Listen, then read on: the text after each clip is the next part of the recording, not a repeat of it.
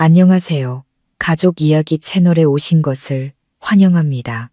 오늘 들려드릴 이야기는 한밤중 부엌에 내려갔다가 엄마와 남편의 충격적인 비밀을 엿듣고 그 자리에서 도망쳤습니다.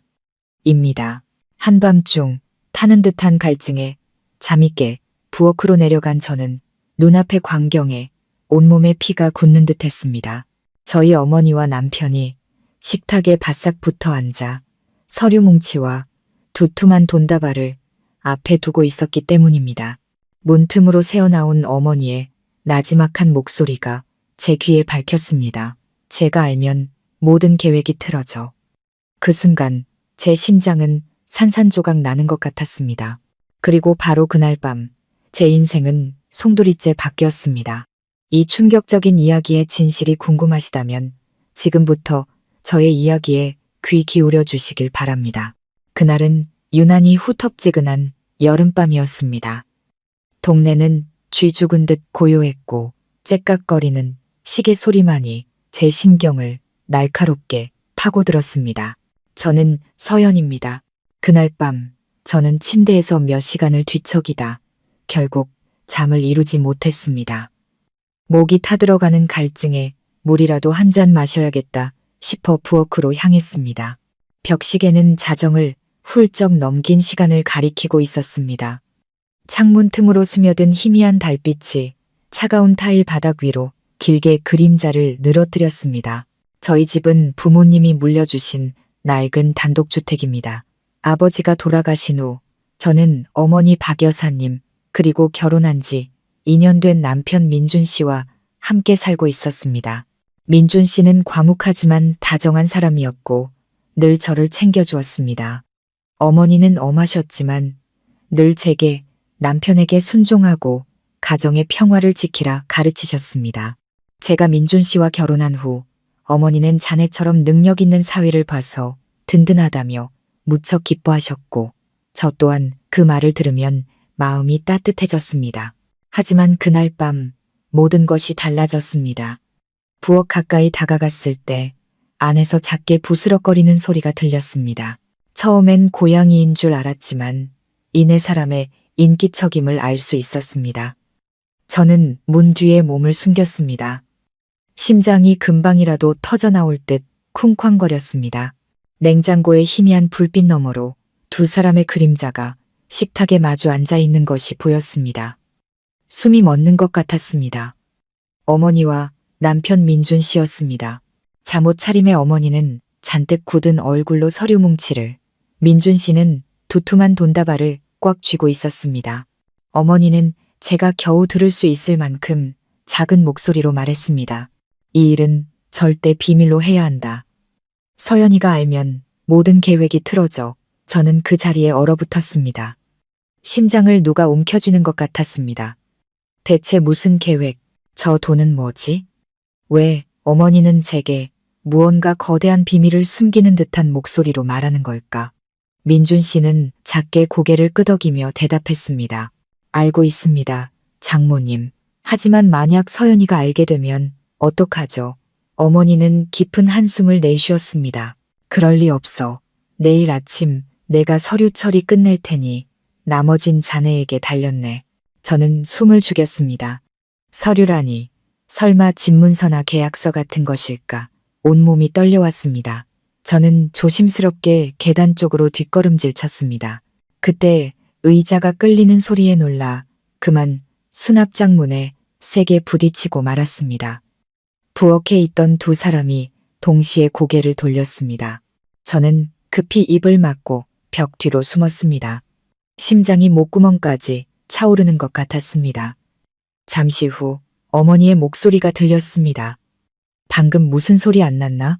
아닙니다, 장모님. 고양이겠죠. 민준 씨는 차갑게 대답했습니다. 두 사람은 잠시 침묵하더니 불을 끄고 밖으로 나왔습니다. 저는 두 사람의 발소리가 계단 위로 완전히 사라지고 나서야 겨우 숨을 쉴 수 있었습니다. 어둠 속에 홀로 서 있는 저는 온 세상이 무너져 내리는 기분이었습니다. 두려움과 고통, 그리고 배신감이 한꺼번에 몰려왔습니다. 세상에서 가장 믿었던 어머니와 제 남편이 돈과 서류를 두고 저를 속이고 있었습니다. 저는 차가운 바닥에 주저앉았습니다. 눈물이 하염없이 흘렀습니다. 그날 오후 어머니가 제게 했던 말이 귓가에 맴돌았습니다. 이 집은 내 거니까 잘 간수해라. 어미는 아무것도 필요 없고 그저 네가 행복하기만 하면 돼. 이제와 생각하니 그 말이 얼마나 위선적으로 들리는지요. 저는 조용히 방으로 올라갔지만 밤새 한숨도 잘 수 없었습니다. 옆에 누운 민준 씨는 아무 일도 없다는 듯 깊이 잠들어 있었습니다. 그의 휴대폰 화면에서 희미한 불빛이 새어나왔습니다. 슬쩍 엿보니 누군가와의 메시지였습니다. 마지막 줄만 보였습니다. 내일 처리 끝나면 바로 떠나자. 어디로 간다는 걸까?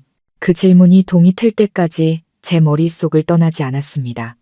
다음 날 아침 어머니는 평소처럼 일찍 일어나 커피를 내리고 웃으며 이야기했습니다.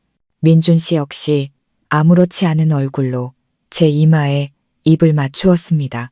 저는 불안한 마음을 애써 감추고 식탁 주변을 둘러봤지만 어젯밤의 서류 뭉치는 사라지고 없었습니다.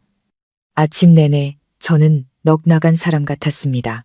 정원에 나가 아버지가 생전에 가꾸시던 화초들을 바라보는데 눈물이 왈칵 쏟아졌습니다. 돈을 잃을까봐 두려운 게 아니었습니다. 믿음을 잃는 것이 두려웠습니다.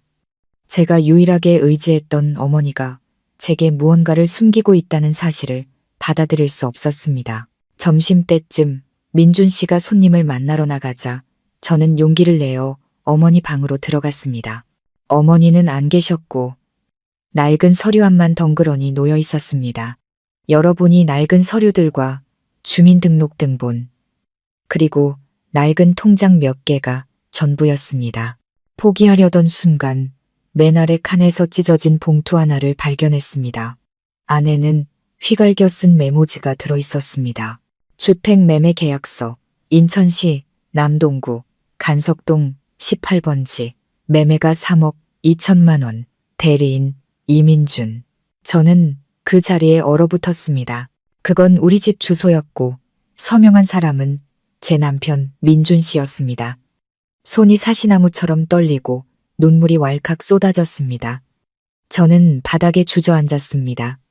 심장이 갈갈이 찢기는 듯한 고통이 밀려왔습니다. 세상에서 가장 사랑하는 사람들에게 배신당하는 기분. 그 어떤 고통과도 비교할 수 없었습니다. 그때 문이 열리는 소리에 화들짝 놀랐습니다. 어머니가 창백한 얼굴로 저를, 아니 제 손에 들린 종이를 뚫어지게 쳐다보고 있었습니다. 어머니는 잠시 숨을 고르더니 소리쳤습니다. 누가 함부로 여기 들어오랬어. 저는 목이 메어 말했습니다. 어머니, 이게 뭐예요? 이 집 제 이름으로 되어 있잖아요. 어머니는 제 손에서 종이를 낚아채 주머니에 쑤셔 넣으며 애써 침착하게 말했습니다. 네가 오해한 거야. 그건 그냥 초안일 뿐이야. 아무 법적 효력도 없어. 저는 어머니의 눈을 똑바로 쳐다보며 떨리는 목소리로 말했습니다. 어젯밤에 어머니랑 민준 씨가 부엌에 있는 거 봤어요. 다 들었다고요. 비밀로 하자는 얘기도 서류 얘기도요. 어머니의 얼굴이 새하얗게 질렸습니다. 시선을 피하며 입술을 굳게 다물었습니다.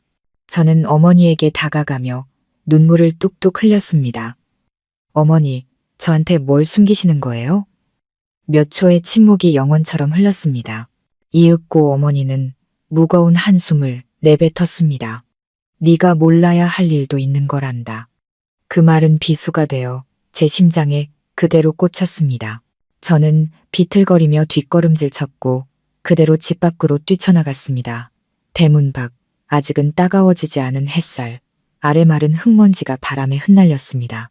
저는 울면서 하염없이 걸었습니다. 제 발소리와 거친 심장 소리가 뒤섞였습니다. 머릿속에는 단 하나의 생각뿐이었습니다. 진실을 밝혀내야 해. 그때는 몰랐습니다. 그 순간부터 제 인생이 거대한 폭풍 속으로 휘말리게 되리라는 것을. 가장 가까웠던 모든 사람들이 각자의 비밀을 품고 있었고 그날 밤은 비극의 시작에 불과했다는 것을요. 그날 오후 하늘엔 먹구름이 잔뜩 끼고 양철 지붕 위로 바람이 휑하게 울부짖는 소리가 들렸습니다. 저는 길가의 작은 카페에 앉아 차갑게 식은 찻잔을 두 손으로 감싼 채 멍하니 창밖만 바라보았습니다. 마음은 실타래처럼 엉켜 있었습니다. 고통과 원망, 혼란스러움이 뒤섞여 숨쉬기조차 힘들었습니다. 제 어머니, 저를 위해 평생 허리가 휘도록 일하신 분이 그렇게 끔찍한 일을 숨기고 있다는 사실을 믿을 수가 없었습니다. 집을 뛰쳐나온 뒤 갈 곳이 없었습니다. 거리를 헤매다 결국 이 카페에 들어왔습니다. 머릿속에는 어젯밤의 장면이 계속해서 떠올랐습니다. 희미한 불빛, 어머니의 속삭임, 그리고 민준 씨 손에 들려있던 두툼한 돈다발. 생각할수록 숨이 막혔습니다. 오해라면 왜 숨겨야 했을까? 단순한 초안이라면 왜 실제 서명을 했을까? 그때 문득 한 가지 생각이 스쳤습니다. 집문서를 확인해야 해. 그날 저녁 비가 추적추적 내릴 때쯤 집으로 돌아왔습니다. 집은 텅 비어 있었고 어머니 방에서 작게 켜진 TV 소리만 들려왔습니다. 저는 옷을 갈아입는 척 방으로 올라갔다가 조용히 구석에 놓인 철제 금고로 향했습니다. 떨리는 손으로 서랍을 하나씩 열었습니다. 주민등록등본, 낡은 적금 통장 몇 개가 있었지만 집문서는 어디에도 보이지 않았습니다. 심장이 쿵 하고 내려앉았습니다. 모든 것이 점점 더 명확해지고 있었습니다. 저는 어머니에게 전화를 걸었습니다. 어머니, 집문서 어디 있어요? 현관문 수리 때문에 사본이 필요해서요. 전화기 너머 어머니의 목소리가 살짝 당황한 듯 했습니다. 아, 그거 내가 잘 뒀어. 찾아서 내일 줄게. 저는 아무 말도 하지 않았습니다. 어머니는 단 한 번도 집문서를 보관한 적이 없었습니다. 늘 이 집은 내 명이니 내가 관여할 일이 아니다라고 말씀하셨으니까요. 그런데 지금은 왜 어머니가 가지고 계신 걸까요? 밤늦게 민준 씨가 돌아왔습니다. 비에 젖은 얼굴, 축축한 셔츠에서 희미하게 술 냄새가 풍겼습니다. 저는 애써 침착하게 물었습니다. 어디 갔다가 이제 와요? 민준 씨는 제 눈을 피하며 멋쩍게 웃었습니다. 손님 접대하느라 또 의심하는 거야? 저는 그를 빤히 쳐다보았습니다. 마음속은 의심으로 가득했습니다. 어젯밤에 어머니랑 부엌에서 무슨 얘기했어요? 당신은 돈을, 어머니는 서류를 들고 있었잖아요. 대체 무슨 일이에요? 그가 화들짝 놀라며 얼굴색이 변했습니다. 당신, 다 들었어? 저는 말없이 그를 쳐다보기만 했습니다.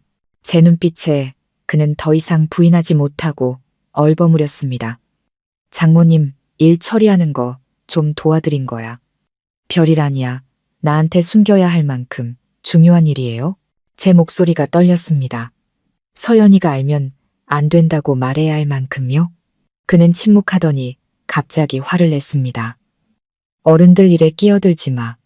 그 말은 제 뺨을 때리는 것 같았습니다. 어른들? 저는 어머니의 딸이고 당신의 아내인데 그런데도 외부인 취급을 하다니요. 저는 자리에서 일어섰습니다. 목소리는 떨렸지만 단호했습니다. 당신이 말하지 않으면 내가 직접 알아낼 거예요. 그는 저를 보았습니다. 그의 눈빛에 두려움이 스쳤지만 이내 고개를 돌려 아무 말 없이 방으로 올라가 버렸습니다. 저는 의자에 주저앉았습니다. 눈물이 하염없이 흘렀습니다. 그 순간 깨달았습니다. 저를 지켜주겠다고 맹세했던 남자가 이제는 어머니와 한편이 되어 무언가 음흉한 일을 꾸미고 있다는 것을요. 다음 날 아침 저는 몰래 법무사 사무실을 찾아갔습니다. 예전에 집 명의를 이전할 때 갔던 곳이었습니다. 여직원이 저를 알아보고 반갑게 인사했습니다. 오랜만이네요, 사모님. 얼마 전에 대리인분께서 추가 서류 제출하러 오셨는데 저는 숨이 멎는 것 같았습니다. 제 대리인이요? 누구요? 남편분이시잖아요. 이민준 씨요. 사모님 서명이랑 인감증명서가 첨부된 위임장 가지고 오셨어요. 저는 할 말을 잃었습니다. 혹시 그 서류, 사본 좀 볼 수 있을까요? 직원은 주위를 살피더니 속삭였습니다. 원래는 안 되는데 사모님 표정이 너무 안 좋으셔서 잠깐만 보여드릴게요. 저는 떨리는 손으로 서류를 받아들었습니다. 틀림없는 제 서명이었습니다. 하지만 저는 그런 서류에 서명한 적이 없었습니다. 그들이 위조한 것이었습니다. 저는 넋이 나간 사람처럼 그곳을 빠져나왔습니다. 오후에 소나기가 옷을 흠뻑 적셨습니다. 하지만 아무것도 느껴지지 않았습니다. 심장이 얼음장처럼 차가워졌습니다.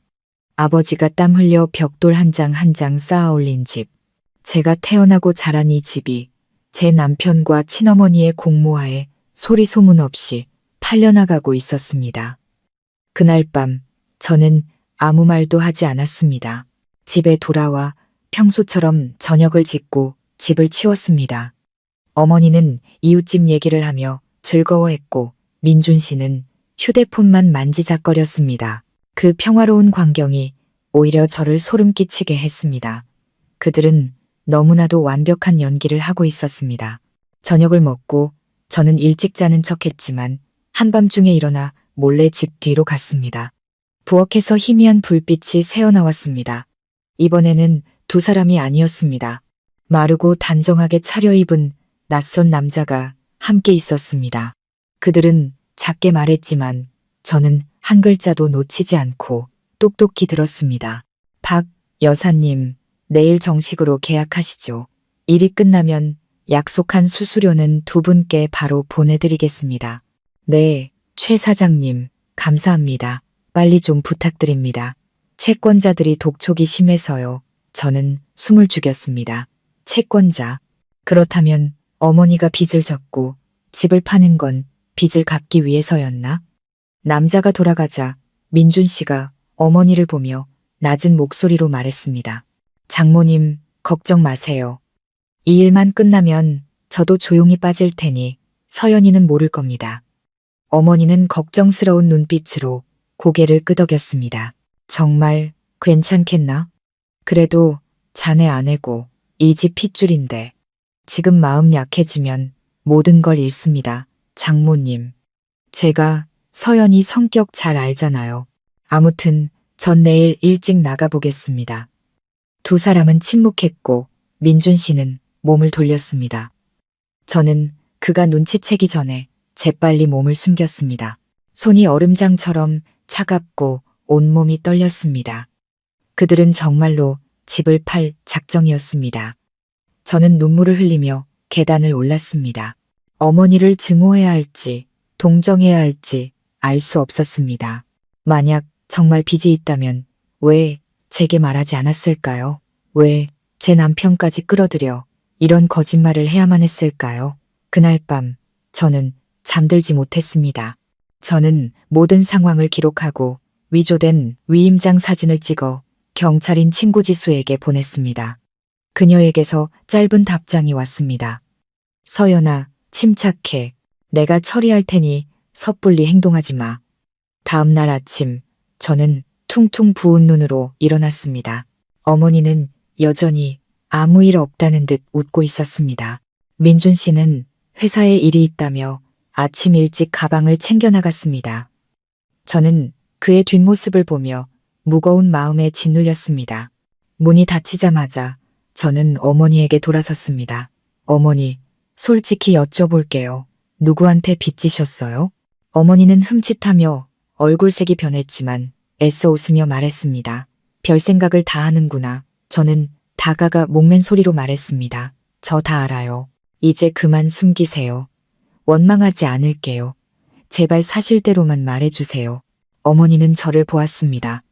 그녀의 눈빛이 흔들리더니 이내 눈물이 터져 나왔습니다. 어머니는 의자에 주저앉아 떨리는 목소리로 말했습니다. 내가 아는 사람 은행 대출에 보증을 서줬는데 그 사람이 도망가 버렸어. 빚이 전부 나한테 넘어왔고 돈을 갚지 못하면 집을 압류하겠다고 하더구나. 너무 무서워서. 그래서 민준이한테 부탁한 거야. 저는 그 자리에 얼어붙었습니다. 어머니의 한마디가 칼날이 되어 제 가슴을 베는 것 같았습니다. 어머니는 제 손을 잡고 흐느꼈습니다. 잠깐 팔았다가 돈 생기면 다시 찾아오려고 했어. 정말이야. 저는 눈물이 그렁그렁한 채 어머니를 바라보았습니다. 모든 분노와 원망이 사라지고 측은함만이 남았습니다. 하지만 마음 한구석에는 여전히 의심이 남아 있었습니다.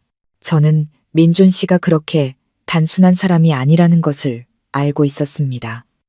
어머니는 일부만 말하고 있었습니다. 나머지 진실은 제가 직접 찾아내야 했습니다. 저는 창밖으로 스며드는 희미한 빛을 향해 고개를 들었습니다. 제 마음속에 차가운 결심이 싹트고 있었습니다. 누구도 이 집을 빼앗아 갈 수 없게 하겠다고. 그 사람이 제 친어머니든 남편이든 상관없이. 어머니의 고백을 듣고 모든 것을 이해했다고 생각했지만 그건 빙산의 일각에 불과했습니다. 파고들수록 모든 것이 훨씬 더 어둡다는 것을 깨달았습니다. 그날 밤 민준 씨는 돌아오지 않았습니다. 어머니는 그가 서류 문제를 처리하러 갔다고 말했습니다. 피곤함이 역력한 목소리로 제 눈을 피했습니다. 저는 분노를 억누르며 아무것도 모르는 척 조용히 저녁 식사를 차렸습니다. 마음속에서는 불길한 예감이 피어올랐습니다. 남편이 비밀을 숨기고 있다는 것을 아는 아내의 직감이었습니다. 식사 후 저는 약을 사러 간다는 핑계를 대고 법무사 사무실로 향했습니다. 그들은 서류 절차가 모두 끝났고 내일 아침 정식 계약만 남았다고 말했습니다. 매수인의 이름은 김유진, 들어본 적 없는 이름이었습니다. 하지만 연락처를 보는 순간 심장이 멎는 것 같았습니다. 민준 씨의 전화번호였습니다. 사무실을 나오자 차가운 바람이 얼굴을 스쳤습니다. 마음이 불안에 떨렸습니다. 김유진이라는 여자, 대체 남편과 무슨 관계일까? 그 이름을 듣자 희미한 기억이 떠올랐습니다. 언젠가 민준 씨가 술에 취해 잠결에 유진아 하고 부른 적이 있었습니다. 제가 묻자 그는 옛날 직장 동료라고 했습니다. 그때 저는 그 말을 믿었습니다. 이제야 모든 조각이 하나의 그림으로 맞춰지기 시작했습니다. 그날 밤 저는 바로 집으로 돌아가지 않고 집 앞 골목에서 차를 세우고 3시간 가까이 기다렸습니다. 자정이 다 되어갈 무렵 민준 씨가 나타났습니다. 그는 택시를 타지 않았습니다. 키가 크고 웨이브 머리를 한 빨간 코트를 입은 여자의 오토바이 뒷자리에 타고 있었습니다. 그들은 골목 어귀에서 멈췄습니다. 여자는 그의 어깨를 가볍게 두드리며 웃었고 두 사람은 손을 잡고 골목 맞은편 모텔로 들어갔습니다. 저는 그 광경을 똑똑히 보았습니다. 온몸이 마비되는 것 같았습니다. 울음도 비명도 나오지 않았습니다. 그저 가슴이 텅 빈 것처럼 허탈했습니다. 누군가 제 몸에서 모든 공기를 빼앗아간 것 같았습니다. 차가운 분노가 치밀어 올랐습니다. 그는 저를 배신하고 어머니와 공모하여 집을 팔아치우더니 이제는 다른 여자와 바람까지 피우고 있었습니다. 저는 더 이상 잃을 것이 없었습니다. 휴대폰을 꺼내 그들의 사진을 연달아 찍고 경찰인 친구 지수에게 메시지를 보냈습니다. 증거 확보했어. 내일 아침 그들이 계약하기 전에 막아줘. 지수는 바로 답장했습니다. 서연아, 진정해. 들키지 않게 조심해. 내일 아침부터 민준이 감시할게. 저는 휴대폰 화면을 멍하니 바라보며 눈물을 흘렸습니다. 그날 밤 저는 동이 틀 때까지 차 안에서 멀리 보이는 우리 집을 바라보았습니다. 마음이 칼로 베는 듯 아팠습니다. 다음 날 아침 저는 아무렇지 않은 척했습니다. 민준 씨는 하얀 셔츠로 갈아입고 깔끔하게 면도를 했습니다. 그는 장모님이랑 볼 일이 있어서 오늘 하루 종일 바쁠 것 같아라고 말했습니다. 저는 미소를 지으며 고개를 끄덕였지만 마음속으로는 모든 준비를 마친 상태였습니다. 저는 아는 분께 부탁해 퀵서비스 기사님인 척 그들을 미행하게 했습니다. 8시쯤 기사님에게서 전화가 왔습니다. 지금 광명 법무사 사무실에 있습니다. 이민준 씨 옆에 김유진이라는 여자도 같이 있네요. 매수인 쪽에서 돈이 입금되기를 기다리는 것 같습니다. 저는 떨리는 손으로 전화기를 붙잡았습니다. 심장이 세차게 뛰었습니다. 그들이 정말 계약을 한 것이었습니다. 저는 다급하게 물었습니다. 저희 어머니도 보셨나요? 네, 같이 계십니다. 지금 수수료 분배 문제로 이야기하고 계시네요. 저는 그 자리에 얼어붙었습니다. 누군가 제 심장에 칼을 꽂는 것 같았습니다. 어머니는 모든 것을 알고 계셨습니다. 알았을 뿐만 아니라 딸의 집을 파는데 직접 가담하고 계셨습니다. 저는 즉시 지수에게 전화했습니다. 지수가 말했습니다. 서연아, 내 말 들어. 절대 뛰어들지 마. 내가 이미 사람들을 보냈어. 그들이 돈을 받는 순간 서류 위조 및 사기 횡령 혐의로 체포할 수 있는 충분한 근거가 돼. 저는 전화기를 꽉 쥐었습니다. 손바닥에 땀이 흥건했습니다. 정오가 다 되어갈 무렵 지수에게서 연락이 왔습니다. 법무사 사무실에서 민준 씨가 계약서에 서명했고 돈이 중개계좌로 이체된 것을 확인했다는 소식이었습니다. 영수증도 확보했어. 지금부터 넌 집에 가만히 있어. 절대 티내면 안 돼. 저는 고개를 끄덕였지만 심장은 쿵쾅거렸습니다. 왠지 모르게 민준 씨가 여기서 멈추지 않을 것이라는 불길한 예감이 들었습니다. 오후 2시쯤 민준 씨가 돌아왔습니다. 그는 평소와는 다른 미소를 짓고 있었습니다. 마치 복권에 당첨된 사람처럼 들떠 보였습니다. 그는 가방을 책상 위에 올려놓고 옷장에서 옷을 꺼내 캐리어에 급히 쑤셔 넣었습니다. 저는 방문 앞에 조용히 서서 물었습니다. 어디 가려고요? 그가 화들짝 놀라 돌아섰습니다. 그의 눈빛은 얼음장처럼 차가웠습니다. 출장가. 저는 그를 똑바로 쳐다보았습니다. 누구랑요? 김유진 씨랑요. 민준 씨는 잠시 굳어있더니 이내 냉소적으로 웃었습니다. 알고 있었네. 그럼 잘 됐네. 이걸로 모든 게 끝났으니까 제 목이 메었습니다. 집은요? 당신이랑 어머니가 팔아버렸죠. 그는 저를 힐끗 보더니 비웃었습니다. 그 집 원래 내 것도 아니었어. 장모님 덕분에 내가 인생 역전할 기회를 잡은 거지.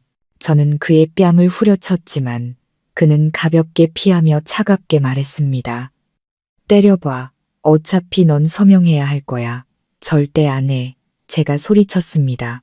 그는 다가와 제 손목을 강하게 붙잡았습니다. 그의 눈빛은 흉흉했습니다. 이제 네가 믿든 안 믿든 상관없어. 돈은 이미 내 통장으로 들어왔으니까. 그 말은 청천벽력 같았습니다. 저는 비틀거리며 뒷걸음질 쳤습니다. 눈앞이 캄캄해졌습니다. 그는 캐리어를 끌고 문으로 향하며 차갑게 말했습니다. 너랑 실랑이 할 시간 없어. 잘 있어라, 서연아. 저는 겨우 소리쳤습니다. 민준 씨, 당신 대가를 치르게 될 거야. 문이 쾅 닫히고 텅 빈 집에는 저 혼자 남았습니다. 저는 바닥에 주저앉아 소리 없이 흐느꼈습니다. 1시간도 채 지나지 않아 지수에게서 전화가 왔습니다. 서연아, 좋은 소식이야. 자금 이체 내역 추적했어. 민준이가 현금으로 전액 인출했고 오늘 밤 그 여자랑 같이 제주도로 도망갈 준비를 하고 있어. 우리 엄마는 제가 떨리는 목소리로 물었습니다. 내 어머니는 채권자인 최 사장 집에 계셔. 민준이가 돈을 전부 빼돌린 걸 알고 충격받으신 것 같아. 저는 전화기를 꽉 쥐었습니다. 민준 씨는 어머니까지 속인 것이었습니다. 돈을 나눠주겠다고 약속하고는 애인과 도망가기 위해 전부 가로챈 것입니다. 저는 분노로 온몸이 떨렸지만 마음 깊은 곳에서는 뼛속까지 시린 고통이 느껴졌습니다. 배신한 남편과 빚 때문에 딸을 나락으로 밀어넣은 어머니, 누구를 더 증오해야 할지 알 수 없었습니다. 지수가 다급한 목소리로 말했습니다. 서연아, 내 말 잘 들어. 지금 체포영장 신청했어. 너 지금 바로 인천국제공항으로 가. 아마 저녁 8시 비행기일 거야. 절대 무모한 짓 하지 마. 알았지? 저는 대답하지 않았습니다. 잠시 멍하니 서 있다가 무언가에 이끌린 듯 차 열쇠를 집어들고 빗속으로 뛰쳐나갔습니다. 세찬 바람이 얼굴을 때렸고 빗물과 눈물이 뒤섞여 흘러내렸습니다. 저는 거리를 질주했습니다. 머릿속에는 단 하나의 생각뿐이었습니다. 그가 대가를 치르게 해야 한다. 나를 위해, 어머니를 위해, 그리고 아버지의 집을 위해. 공항으로 가는 길은 멀고 어두웠습니다. 자동차 불빛들이 어지럽게 번졌습니다. 제 마음속에서는 분노의 불길이 횃불처럼 타올라 남아있던 모든 믿음을 제로 만들었습니다. 오늘 밤 모든 것이 끝날 것이었습니다. 잿빛 하늘에서는 장대 같은 비가 쏟아졌습니다. 저는 붐비는 도로를 질주했습니다. 심장은 미친 듯이 뛰었고 핸들을 쥔 손은 감각이 없을 정도로 굳어 있었습니다. 경적 소리, 빗소리, 심장 소리가 뒤섞여 가슴을 짓눌렀습니다. 저는 그저 앞만 보고 달렸습니다. 조금이라도 늦으면 모든 것이 끝나고 민준 씨는 제가 자라온 집을 판돈을 들고 유유히 사라져 버릴 것이었습니다. 차가운 바람이 얼굴을 스치고 머리카락은 비에 흠뻑 젖었지만 신경 쓸 겨를이 없었습니다. 머릿속에는 오직 민준 씨의 얼굴만이 떠올랐습니다. 절대 널 울리지 않겠다고 맹세했던 그가 이제는 가차없이 저를 배신했습니다. 저는 이를 악물었습니다. 빗물과 섞인 눈물이 뺨을 타고 흘러내려 짰습니다. 공항에 도착하자마자 저는 주차장에 차를 세우고 출국장으로 뛰어 들어갔습니다. 시계는 5시 38분을 가리키고 있었습니다. 제주도행 비행기 출발까지 20분 남짓 남았습니다. 저는 주위를 미친 듯이 둘러보았습니다. 심장이 터져나올 것 같았습니다.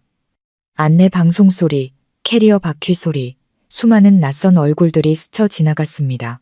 그때 갑자기 그가 보였습니다. 민준 씨가 체크인 카운터 앞에 서 있었습니다. 손에는 비행기 표를 들고 있었고 옆에는 빨간 원피스를 입은 웨이브 머리의 여자, 바로 유진이었습니다.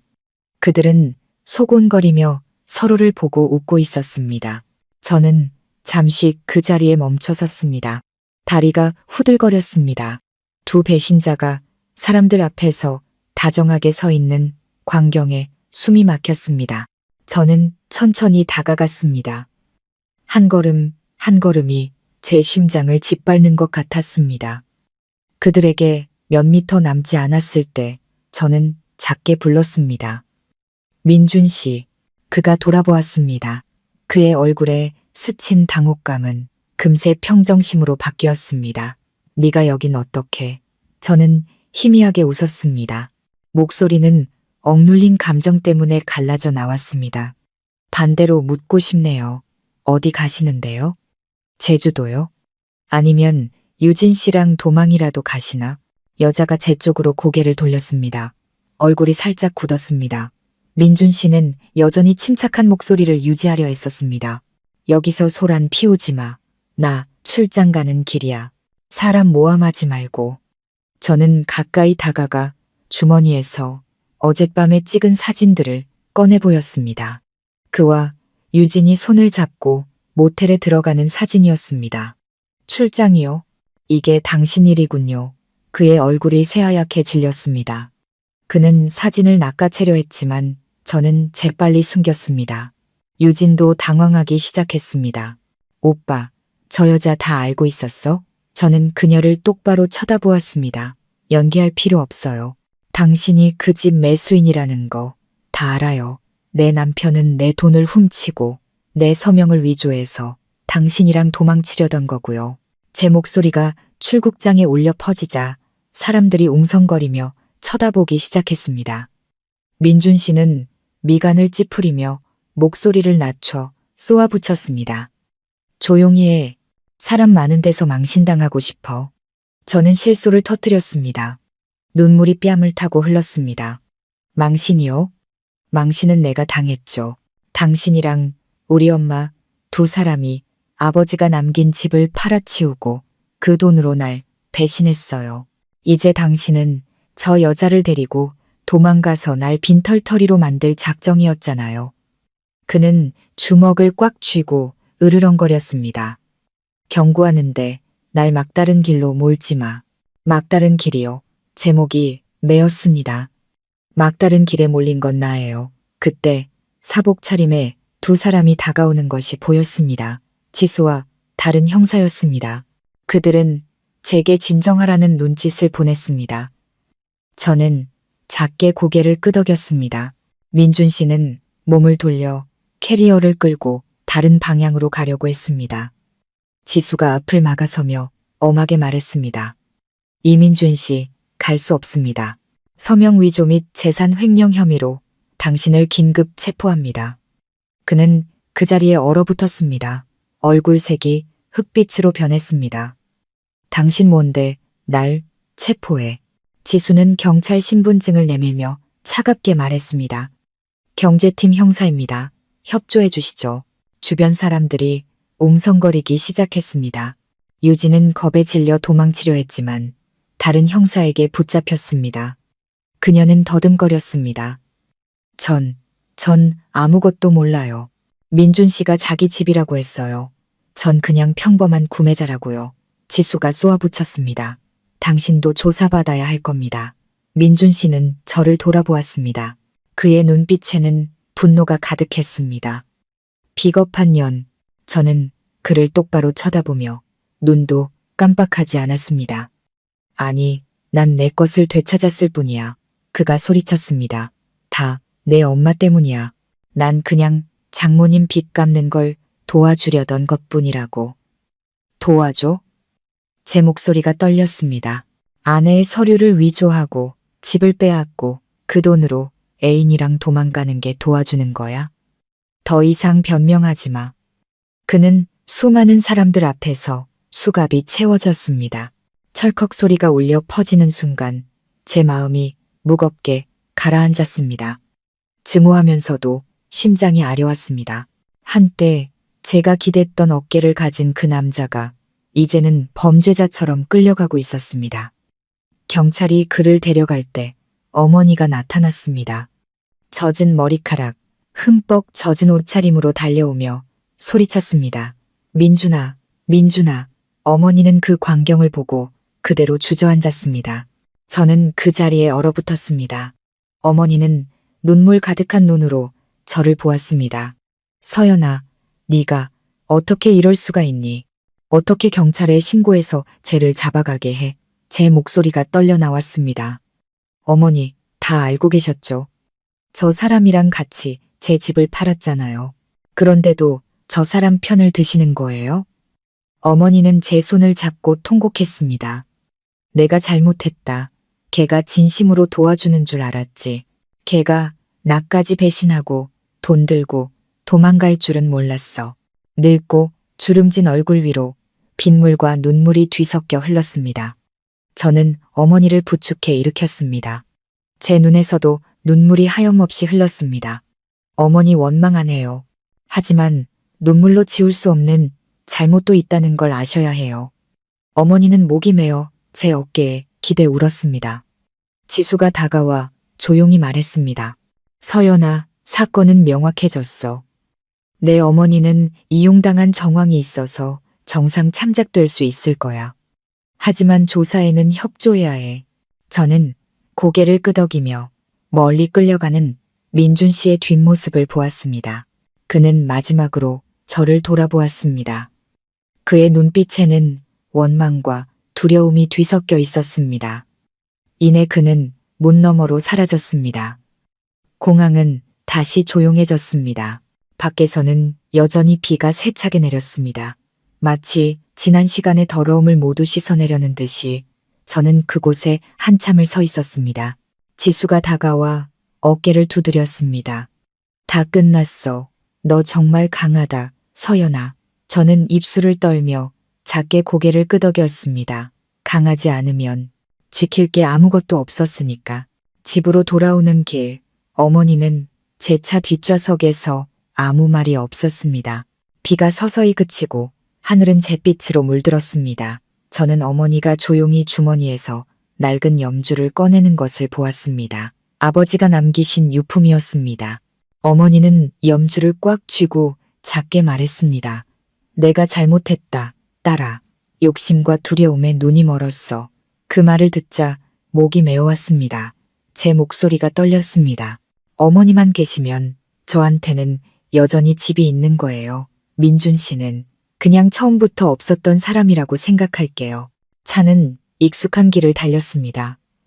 한때 웃음소리가 가득했던 이 길에는 이제 차가운 바람과 부서진 꿈의 흔적처럼 도로 위에 얼룩진 빗물만이 남아 있었습니다. 저는 고개를 들어 하늘을 보았습니다. 그리고 조용히 눈을 감았습니다. 이제부터 다시 시작할 것입니다. 더 이상 순진하지 않은 모습으로. 다음 날 아침, 큰 비가 그치고 해가 막 떠오르기 시작했습니다. 희미한 빛이 창문을 통해 들어와 텅 비고 어수선한 집안을 비췄습니다. 저는 의자에 미동도 없이 앉아 있었습니다. 멍한 눈으로 차갑게 식은 찻잔을 바라보았습니다. 모든 것이 길고 끔찍한 악몽 같았습니다. 꿈에서 깨어났을 때 모든 것은 산산조각 나 있었습니다. 집은 조사를 위해 잠시 압류되었습니다. 대문에는 재산권 확인 절차 진행 중이라는 안내문이 덜렁거렸습니다. 지나가는 이웃들은 손가락질하며 수군거렸습니다. 그들의 말 한마디, 눈빛 하나하나가 비수가 되어 제 심장에 밝혔습니다. 누군가 속삭이는 소리가 들렸습니다. 저 집 딸, 남편한테 사기당했대. 남편은 공항에서 수갑 차고 엄마까지 연루됐다더라. 쯧쯧, 돈 때문에 집안이 풍비박산 났네. 저는 고개를 돌려 눈물을 삼켰습니다. 세상의 손가락질이 두려운 게 아니었습니다. 모녀라는 두 글자가 사람들의 입에 오르내리는 가십거리가 되었다는 사실이 고통스러웠습니다. 어머니는 그날 이후 딴 사람이 되었습니다. 말도 웃음도 없이 종일 방에 앉아 아버지 영정 앞에서 향만 피웠습니다. 퀭한 얼굴, 텅 빈 눈빛, 앙상한 손은 낡은 염주만 만지작거렸습니다. 저는 그런 어머니를 보며 가슴이 미어졌습니다. 그날 오후 저는 어머니께 따뜻한 차를 타드렸습니다. 어머니, 속이라도 데우세요. 어머니는 말없이 고개만 끄덕였습니다. 잠시 후 어머니의 갈라진 목소리가 떨려 나왔습니다. 네가 날 많이 원망하겠지? 저는 어머니를 보았습니다. 눈물이 핑 돌았지만 애써 참았습니다. 원망 안 해요. 다만 아직 용서가 안 될 뿐이에요. 어머니는 고개를 숙였습니다. 주름진 손등 위로 눈물방울이 뚝 떨어졌습니다. 내가 욕심부렸어.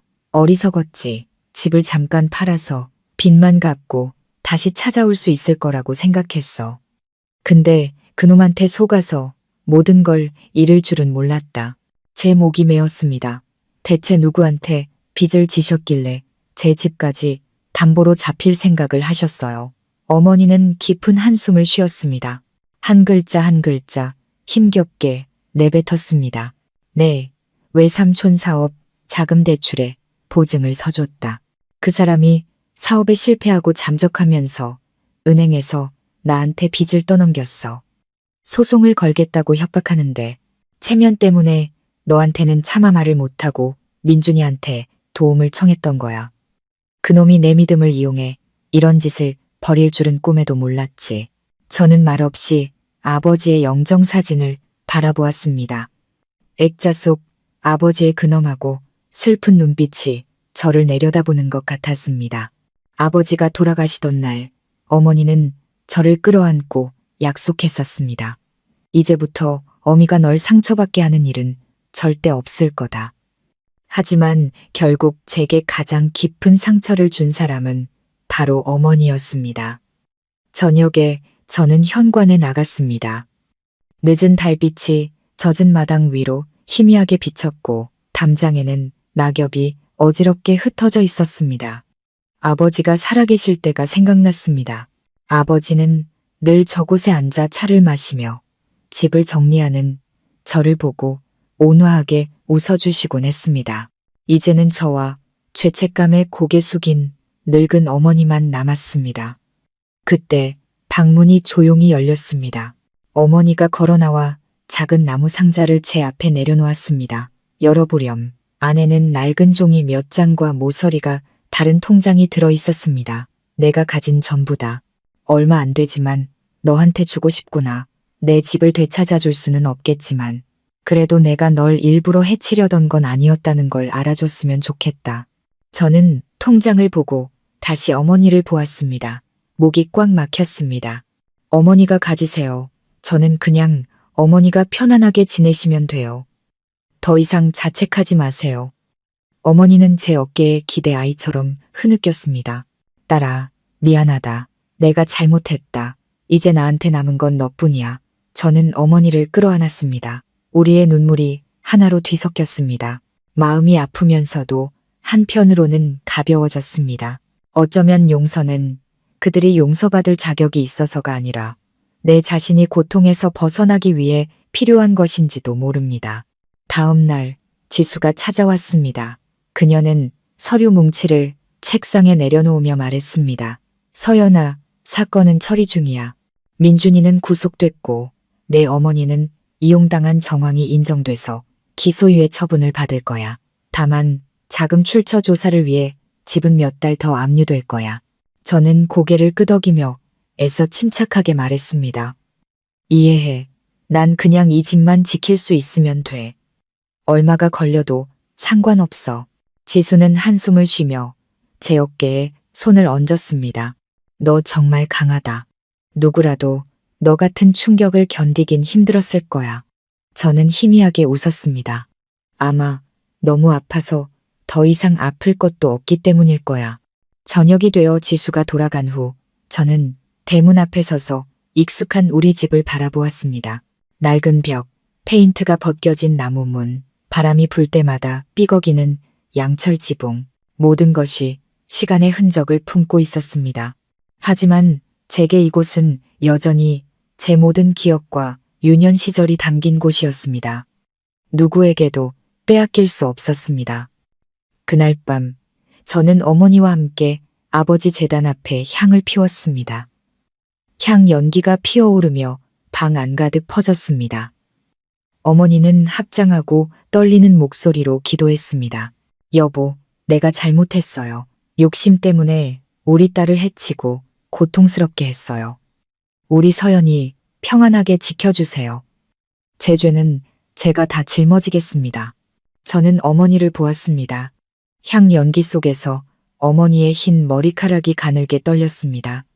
측은한 마음에 목이 메었습니다. 저는 작게 말했습니다. 어머니, 그렇게 말씀 마세요.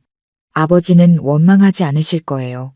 돌아가신 분은 살아있는 사람이 잘못을 뉘우치는 것만으로도 만족하실 거예요. 어머니는 제 손을 꽉 잡았습니다. 네가 아직도 날 사랑하는 거지? 저는 눈물을 흘리며 고개를 끄덕였습니다. 어떻게 되든 어머니는 제 어머니시잖아요. 그 말에 어머니는 소리내어 울기 시작했습니다. 텅 빈 집안에 늙은 어머니의 울음소리가 울려 퍼졌습니다. 그것은 뒤늦은 참회처럼 들렸습니다. 밤이 깊어 저는 현관에 앉아 골목 끝 희미한 가로등 불빛을 바라보았습니다. 멀리서 개 짖는 소리가 들려오다 이내 잦아들었습니다. 저는 깊은 숨을 들이쉬고 검은 밤하늘을 올려다보았습니다. 그 순간 저는 제 인생이 새로운 장으로 넘어갔음을 알았습니다. 더 이상 순수하지 않지만 더 강하고 냉철해졌습니다. 내일이면 새로운 일을 찾아 처음부터 다시 시작할 것입니다.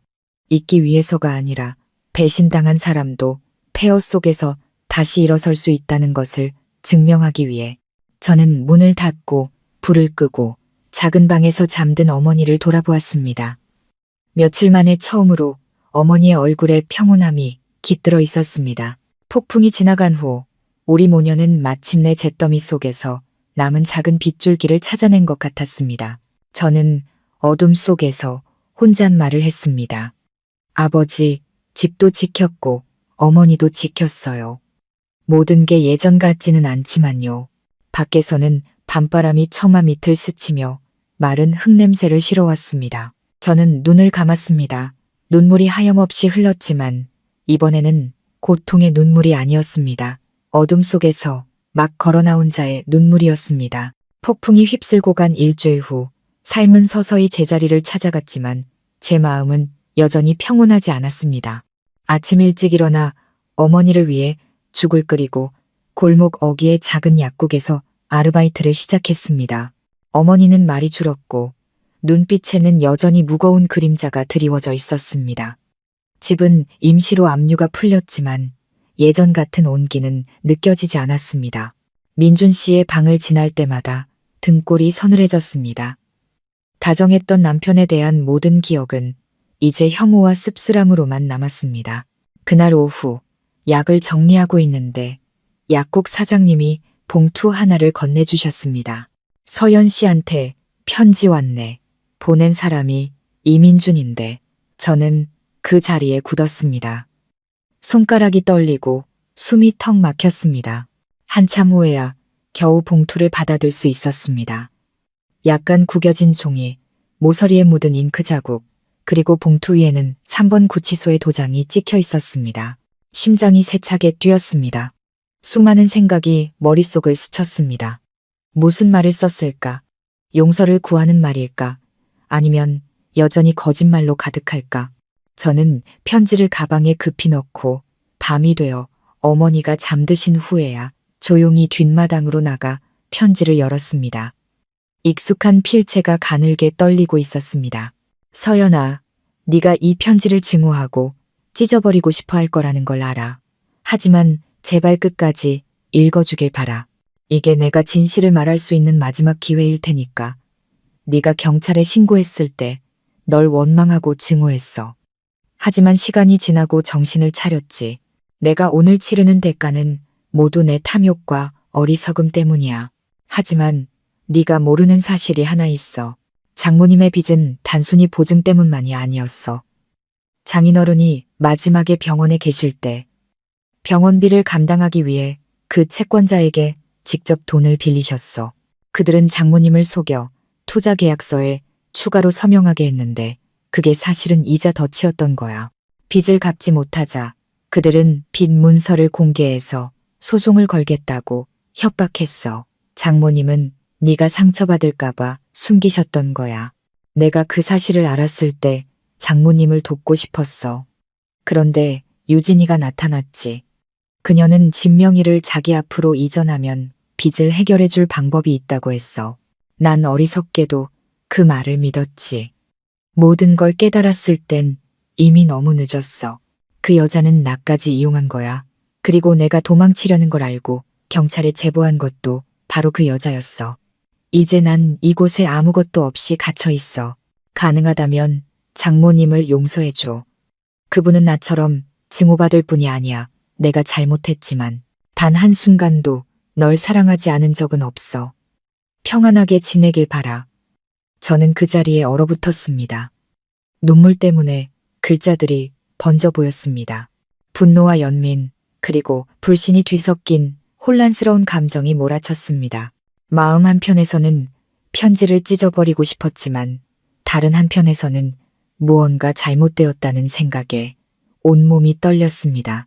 만약 그의 말이 사실이라면 진짜 배후는 유진이었습니다. 제가 그저 애인이라고만 생각했던 그 여자. 그녀는 민준 씨를 유혹했을 뿐만 아니라 어머니의 빚까지 이용해 우리 집을 빼앗으려 했던 것입니다. 저는 급히 지수에게 전화했습니다. 지수야, 나 민준 씨한테서 편지 받았어. 유진이라는 여자가 서류 위조 배우라고 해. 지수는 차분한 목소리로 말했습니다. 나도 그쪽으로 수사 중이야. 그 여자가 단순히 연루된 게 아니라 부동산 서류 위조단의 주범일 가능성이 있어. 잘하면 민준이가 협조해서 모든 걸 자백할 수도 있겠네. 만약 그렇게 되면 내 어머니는 완전히 무혐의 처분을 받을 수 있어. 저는 숨을 죽이고 물었습니다. 민준 씨는 그의 죄는 여전히 무겁지만 증인으로 나서면 감형될 가능성은 있어. 지수가 말했습니다. 네가 그를 증오하는 거 알아. 하지만 잘못한 사람도 정신 차릴 때가 있는 법이니까. 저는 오랫동안 침묵했습니다. 머릿속에는 구치소에 앉아있는 민준 씨의 모습이 떠올랐습니다. 낡은 수인복, 지친 눈빛. 더 이상 가난했던 시절 저와 함께했던 그 남자가 아니었습니다. 더 이상 사랑하지는 않았지만 목이 메어오는 감정은 어쩔 수 없었습니다. 3일 후 저는 면회를 가기로 결정했습니다. 어머니는 말리지 않으셨습니다. 그저 저를 보며 작게 말했습니다. 가려거든 마음을 가볍게 하고 가거라. 계속 미워하면 내 마음만 아플 뿐이야. 구치소는 외곽에 먼지 나는 길 끝에 있었습니다. 저는 버스에 앉아 접어둔 편지를 꽉 쥐었습니다. 무거운 철문이 열리는 순간 처음 만나는 낯선 사람처럼 심장이 떨렸습니다. 민준 씨는 훨씬 수척해진 모습으로 걸어 들어왔습니다. 머리는 짧게 깎았고 얼굴은 퀭했습니다. 저를 보자 그는 잠시 멈칫하더니 당황스러움과 후회가 섞인 눈빛을 보였습니다. 우리는 유리벽을 사이에 두고 마주 앉았습니다. 그가 수화기를 들었습니다. 목소리가 쉬어 있었습니다. 네가 날 용서해 주길 바라지 않아. 그냥 내가 모든 걸 자백했다는 말을 하고 싶었어. 지금 유진이를 수사 중이고 아마 돈도 회수할 수 있을 거야. 저는 그를 보았습니다. 목이 메었습니다. 왜 더 일찍 말하지 않았어요? 왜 일이 이 지경이 되도록 내버려 뒀어요? 그는 입술을 깨물었습니다. 눈시울이 붉어졌습니다. 체면 때문에 너한테 무시당할까봐 무서웠어. 돈만 있으면 장모님도 나도 구할 수 있을 거라고 생각했어. 근데 그 여자한테 휘둘려서 정신을 차렸을 땐 이미 걷잡을 수 없게 됐어. 저는 깊은 숨을 들이쉬었습니다. 눈이 시큰거렸습니다. 어쨌든 당신은 그 길을 선택했어요. 날 배신하고 내 믿음을 저버렸잖아요. 그는 고개를 숙이고 주먹을 꽉 쥐었습니다. 알아. 그냥 네가 잘 살았으면 좋겠어. 더 이상 원망하지 말고. 난 죗값을 치르고 있으니까. 저는 그를 오랫동안 바라보았습니다. 결혼식 날 그가 타주던 아침 커피, 비 오는 날 함께 장을 보던 기억들이 스쳐 지나갔습니다. 모든 것이 이제는 잿더미가 되었습니다. 저는 작고 침착한 목소리로 말했습니다. 원망하지 않아요. 하지만 더 이상 사랑하지도 않아요.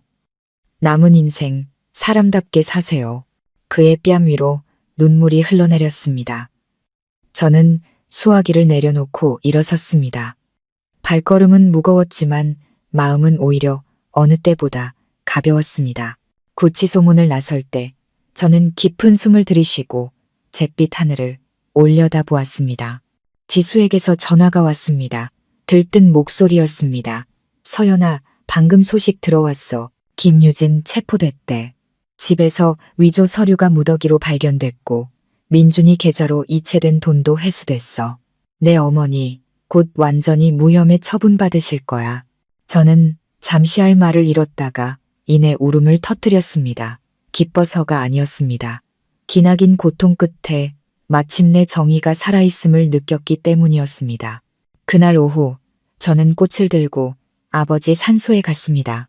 산소는 오래된 자두나무 아래 조용히 자리 잡고 있었습니다. 바람결에 향냄새가 퍼졌습니다. 저는 무릎을 꿇고 작게 말했습니다. 아버지, 저 집 지켰어요. 그리고 진실도 되찾았고요. 아버지는 이제 안 계시지만 제가 무너지지 않았다는 걸 아실 거라고 믿어요. 바람이 불자 잘 익은 자두 몇 개가 땅 위로 굴러떨어졌습니다. 저는 평소보다 맑아진 하늘을 올려다보았습니다. 집에 돌아오니 어머니가 뜨개질을 하며 앉아 계셨습니다. 제가 들어서는 것을 보고 물으셨습니다. 만나고 왔니? 저는 작게 고개를 끄덕였습니다. 진심으로 후회하고 있었어요. 그리고 김유진도 잡혔대요. 어머니는 잠시 굳어 있다가 기쁨의 눈물을 흘렸습니다. 그럼 우리 이제 집 안 뺏기는 거니? 저는 희미하게 웃으며 어머니의 손을 잡았습니다. 아니요, 어머니. 우리는 집보다 더 많은 것을 잃었지만 그래도 서로가 있잖아요. 어머니는 저를 끌어안고 떨리는 목소리로 말했습니다. 약속할게. 이제부터 너한테 아무것도 숨기지 않을게. 저는 어머니의 어깨에 기대어 밤의 정적 속에서 째깍거리는 시계 소리를 들었습니다. 밖에서는 빗방울이 듣기 시작했지만 이번에는 춥지 않았습니다. 저는 알았습니다. 결국 모든 폭풍은 지나가고 원망을 내려놓은 모녀만이 조용히 서로의 곁을 지키고 있다는 것을. 그리고 어둠 속 어딘가에서 아버지의 목소리가 들리는 것 같았습니다. 내 마음을 지키거라, 딸아. 용서만이 너를 앞으로 나아가게 할 것이다. 저는 미소를 지으며 눈물을 닫고 문을 닫았습니다. 밖은 동이 트고 있었습니다. 평화로운 아침이었습니다. 해가 막 떠오르기 시작할 무렵 저는 집을 다시 정리하기 시작했습니다. 사건이 종결된 후 집은 제게 돌아왔습니다. 벽은 낡고 창틀 페인트는 벗겨졌지만 제게 이곳은 여전히 모든 기억과 상실, 그리고 새로운 시작이 담긴 곳이었습니다. 어머니는 아직 쇠약하셨지만 식사는 잘하셨습니다. 때때로 집안을 거닐며 아버지가 남기신 물건들을 만져보시곤 했습니다. 어머니가 아버지 사진 앞에 조용히 서 계실 때마다 저는 목이 메어오는 슬픔을 느꼈습니다.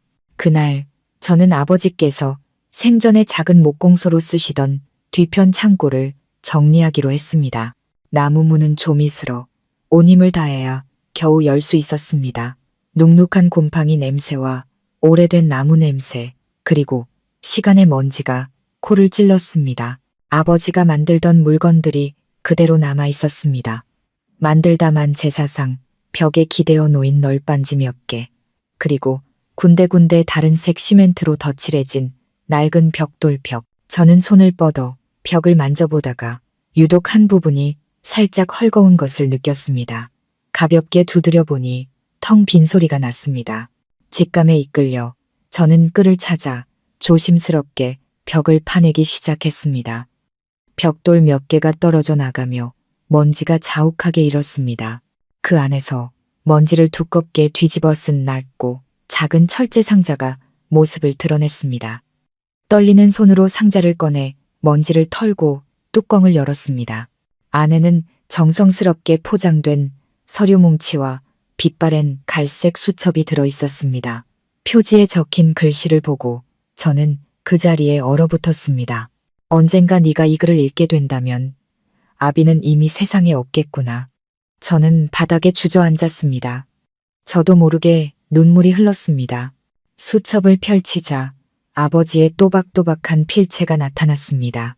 서연아, 아비는 내게 남은 시간이 많지 않다는 것을 알고 이 글을 쓴다. 내 어미가 걱정할까봐 이 사실을 숨겼다. 그 해에 아비는 동업자에게 소가 빚보증을 잘못 썼다. 내 어미가 대신 빚을 갚기 위해 집문서를 담보로 잡혀야 했지. 내가 모든 잘못을 짊어지려 했지만 내 어미가 허락하지 않았다. 당신이 잘못했더라도 이 집은 서연이 것이에요. 나중에 딸이 돌아올 곳은 있어야지요. 라고 말하더구나. 아비는 내 어미를 많이 사랑했지만 자존심 때문에 그 말을 하지 못했다. 만약 네가 이 글을 읽게 된다면 내 어미를 원망하지 말아라. 내 어미는 평생을 너와 나를 위해 희생했다. 네가 크면 어미가 엄하다고 생각할지도 모르지만 사실 네 어미는 늘 네가 고생할까봐 두려워했다. 상자 안에는 빚 계약서와 작은 통장이 있다. 예전에 목공소를 팔아 남은 돈인데 너에게 주는 늦은 결혼 선물이라 생각하렴. 만약 네가 이 집을 지키게 된다면 아비가 마음 편히 쉴 수 있도록 이 재단을 고쳐주길 바란다. 저는 입술을 깨물었습니다. 눈물이 왈칵 쏟아져 종이를 적셨습니다. 모든 것이 명확해졌습니다. 왜 어머니가 그토록 집을 잃을까봐 두려워했는지, 왜 저에게 모든 것을 숨기려 했는지, 왜 사기를 당하는 순간까지도 이를 악물고 버텼는지. 제가 원망했던 어머니는 제가 존경했던 아버지의 모든 허물을 대신 짊어지고 있었던 것이었습니다. 저는 떨리는 손으로 남은 서류 뭉치를 열었습니다. 안에는 아버지의 말씀대로 낡은 계약서가 들어있었습니다. 맨 아래에는 통장 사본도 있었습니다. 3천만 원 남짓한 작은 돈이었지만 제게는 아버지의 모든 마음이 담긴 것처럼 느껴졌습니다. 어머니가 들어오시더니 제가 바닥에 주저앉아 눈물을 흘리며 수첩을 들고 있는 것을 보셨습니다. 어머니는 흠칫 놀라더니 몸을 떨었습니다. 너 그걸 찾았구나. 저는 고개를 끄덕이며 목맨 소리로 말했습니다. 왜 저한테 말씀하지 않으셨어요? 어머니는 제 옆에 주저앉아 갈라진 목소리로 말했습니다. 무서웠다. 네가 아비를 원망할까봐. 내가 집을 담보로 잡혔던 걸 알게 될까봐.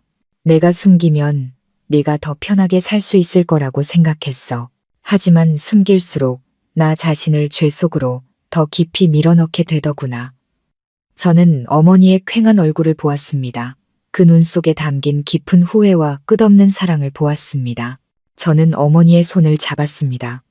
눈물이 뺨을 타고 흘렀습니다. 어머니, 이제 다 이해해요. 더 이상 원망하지 않아요. 아버지께서 일기장에 모든 걸 써두셨어요.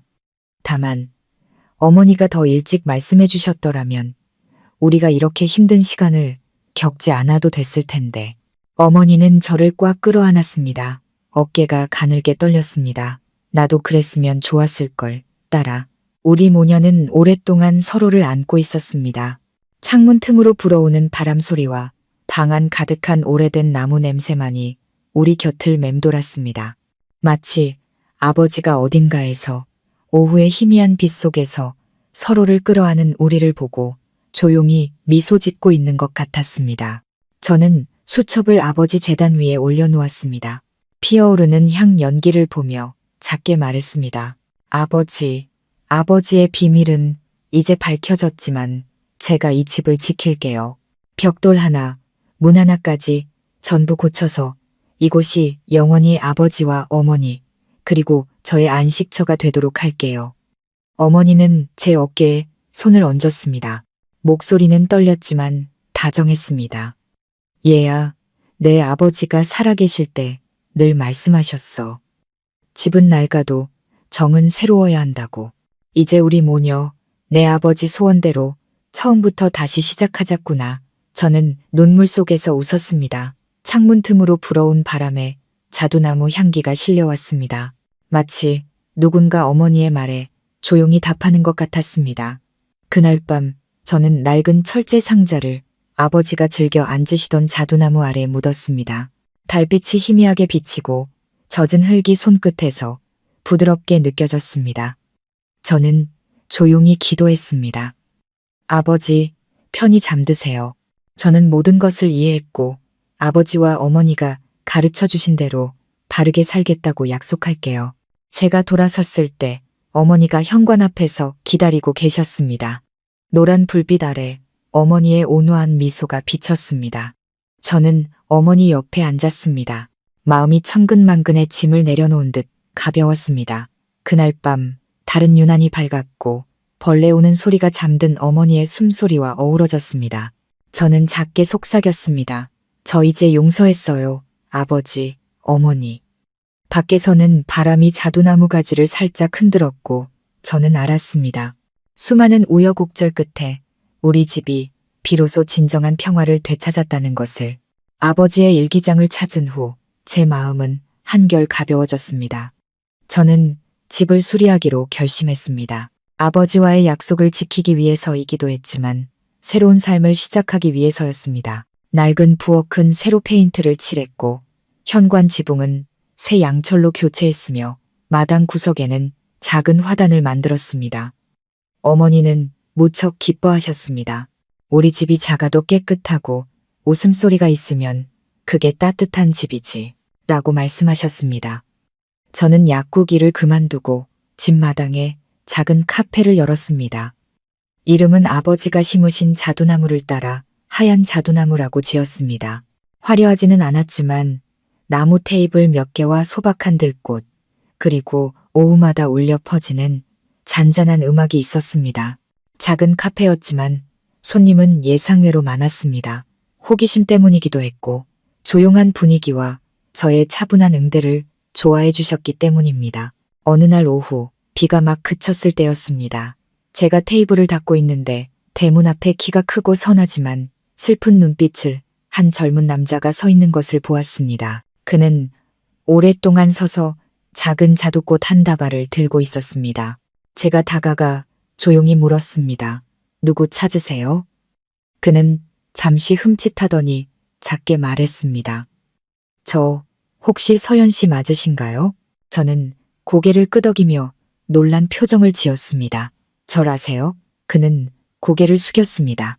네, 저는 민호라고 합니다. 김유진 씨 아들입니다. 저는 그 자리에 얼어붙었습니다. 그 이름은 평화로운 오후의 공기를 가르는 칼날 같았습니다.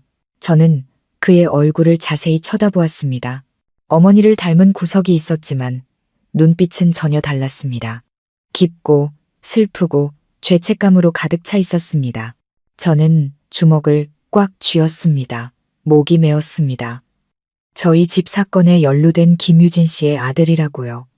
그는 고개를 끄덕였습니다. 눈시울이 붉어졌습니다. 네, 만나고 싶지 않으실 거 알지만 꼭 와야 했습니다. 저희 어머니 돌아가셨습니다. 저는 숨이 멎는 것 같았습니다. 심장이 쿵하고 내려앉았습니다. 그는 떨리는 목소리로 말을 이었습니다. 구치소에 계시다가 심장마비로요. 돌아가시기 전에 저더러 꼭 누나를 찾아가서 죄송하다는 말을 전하라고 하셨어요. 공간이 얼어붙은 듯 했습니다. 바람이 자두나무 가지를 스치는 소리가 긴 한숨처럼 들렸습니다. 저는 의자에 털썩 주저앉았습니다. 저도 모르게 눈물이 흘렀습니다. 민호는 자두꽃 다발을 테이블 위에 올려놓으며 목맨 소리로 말했습니다. 모든 일이 밝혀진 후에야 어머니는 탐욕이 자신을 죄 속으로 몰아넣었다는 걸 깨달으셨다고 했어요. 누나에게 상처 준 것을 가장 후회한다고 하셨습니다. 그리고 이 편지를 남기셨어요. 그는 주머니에서 봉투 하나를 꺼냈습니다. 저는 편지를 열었습니다. 안에는 급하게 쓴 떨리는 필체의 글이 있었습니다. 서연아, 네가 이 글을 읽을 때쯤이면 나는 이미 다시 만날 기회가 없겠구나. 내가 잘못했다. 탐욕 때문에 내 모든 것을 빼앗고 내 어머니를 고통스럽게 했어. 나는 내 목숨으로 그 죗값을 치렀다. 가능하다면 내 아들은 용서해 주렴. 그 아이는 내 죄와 아무 관련이 없단다. 저는 편지를 접었습니다. 손이 부들부들 떨렸습니다. 그 순간 모든 증오가 사라지는 것 같았습니다. 제 인생을 송두리째 흔들었던 그 여자는 이제 차가운 땅 속에 누워 있었습니다. 더 이상 원망하는 것은 무의미했습니다. 저는 민호를 보며 목맨 소리로 말했습니다. 누구를 대신해서 사과할 필요 없어요. 당신 어머니는 이미 죗값을 치렀으니까요. 그는 고개를 숙였습니다. 눈물이 소리 없이 흘렀습니다. 하지만 제 마음이 편치 않아요. 누나와 어머님께서 얼마나 큰 상처를 받으셨는지 알아요. 작게나마 무언가 보상하고 싶습니다. 저는 한숨을 쉬며 마당을 내다보았습니다. 어떤 상처는 보상받을 필요 없이 시간이 해결해 줘야 해요. 하지만 이렇게 찾아와 준 것만으로도 충분해요. 민호는 카페를 둘러보며 작게 말했습니다. 카페가 참 예쁘네요. 혹시 괜찮으시다면 제가 뒷마당 수리하는 걸 도와드려도 될까요? 제가 건축을 전공해서 목공일도 조금 할 줄 압니다. 저는 잠시 놀랐습니다. 목공은 아버지가 하시던 일이었습니다. 어쩌면 이건 단순한 우연이 아닐지도 모릅니다. 저는 고개를 끄덕였습니다. 진심이라면 좋아요. 마침 현관 지붕을 고쳐야 했거든요. 그날부터 민호는 카페에 남아 일을 도왔습니다. 그는 말이 없었지만 성실하고 꼼꼼하게 일했습니다. 망치 소리를 들을 때마다 아버지가 생각났고 이상하게도 마음이 평온해졌습니다. 어머니는 처음에는 경계하셨지만 며칠 후 민호를 보며 작게 말씀하셨습니다. 저 아이 착하구나. 눈빛이 꼭 많은 상처를 겪은 사람 같아. 저는 그저 웃었습니다. 어쩌면 운명은 우리에게 모든 원한을 끝낼 기회를 준 것인지도 모릅니다. 어느 날 카페 뒤편 벽을 정리하던 민호는 용서하며 살라는 글자가 새겨진 나무 조각을 발견했습니다. 그가 고개를 들고 물었습니다. 누나가 새기셨어요? 저는 고개를 저었습니다. 아니요, 아버지가 오래전에 새겨두신 거예요. 이제 보니 그 말이 참 맞네요. 민호는 저를 보고 희미하게 웃었습니다. 그의 눈빛이 한결 따뜻해졌습니다. 저희 어머니가 돌아가셨지만 만약 이 모습을 보신다면 마음이 편해지셨을 거예요. 저는 작게 대답했습니다. 죽은 사람은 살아있는 사람에게 용서받는 것만으로도 충분하죠. 그날 오후 카페는 평소보다 손님이 많았습니다. 제가 커피를 내리자 향긋한 향이 마당 가득 퍼졌습니다. 어머니는 문가에 앉아 저와 민호가 일하는 모습을 보며 더 이상 근심 없는 온화한 미소를 지으셨습니다. 카페 문을 닫기 전 민호는 마당 앞 자두나무를 보며 낮은 목소리로 말했습니다. 서연 누나, 고맙습니다. 자기 가족을 해친 사람의 아들을 마주하는 게 쉽지 않으셨을 텐데요. 저는 미소를 지었습니다. 노란 불빛이 우리 두 사람의 얼굴을 비췄습니다. 누구나 실수는 해. 중요한 건 멈출 줄 아는 거야. 네가 바르게 살기로 결심했다면 과거가 더 이상 널 얽매지 못할 거라고 믿어. 그는 고개를 숙였습니다. 목소리가 떨렸습니다. 누나 말씀대로 살겠다고 약속할게요. 그가 떠나간 후 저는 그의 뒷모습을 보며 형용할 수 없는 감정에 휩싸였습니다. 한밤중 처마 위로 빗방울이 듣고 바람결에 커피 향이 맴돌았습니다. 저는 책상에 앉아 아버지의 일기장을 펴고 마지막 줄을 다시 읽었습니다. 네가 맑은 마음을 지킨다면 너는 결코 아무것도 잃지 않을 것이다. 저는 희미하게 미소 지었습니다. 네, 맞아요. 저는 거의 모든 것을 잃었지만 결국 가장 소중한 것, 마음의 평화를 찾았습니다. 밖에서는 밤바람이 부드럽게 불었고 저는 아버지께서 자두향기 속에서 제게 말씀하시는 것을 듣는 것 같았습니다. 그곳에서 모든 고통은 관용으로 서서히 치유되고 있었습니다. 오늘 가족 이야기 채널에서 들려드린 이야기는 여기까지입니다. 이야기가 마음에 드셨다면 채널 구독과 좋아요를 눌러주시고 여러분의 감상을 댓글로 남겨주세요. 여러분의 따뜻한 나눔이 더 많은 분들께 위로와 희망을 전할 수 있습니다. 다음에도 더 깊고 따뜻한 이야기로 찾아뵙겠습니다. 감사합니다.